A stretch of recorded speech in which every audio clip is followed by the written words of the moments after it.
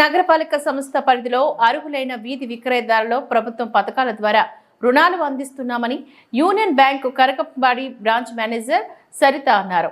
PM Svanidhi పథకం ద్వారా స్వనిధి కూడా స్వాభిమానం కూడా పక్షం రోజులు కార్యక్రమాన్ని సోమవారం తిరుపతిలోని నిర్వహించారు.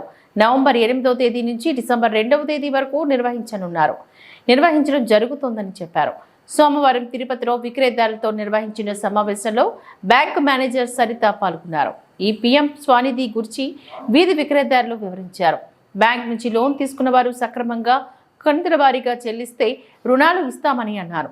10,000 తీసుకొని తిరిగి కంతుల వారీగా చెల్లించిన వారికి మరలా 20,000 రూపాయలు లోను తీసుకున్న వారికి 50,000 రూపాయలు ఇచ్చి వారి ఆర్థికాభివృద్ధి మెరుగుపరిచేందుకు తమ వంతు సహాయం అందిస్తామని అన్నారు.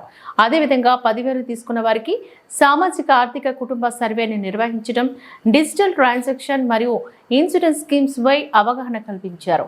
ఈ ఆర్థిక సర్వేలు అర్హులైన వారికి ప్రభుత్వ పథకాల ద్వారా రుణాలు అందిస్తామని తెలిపారు.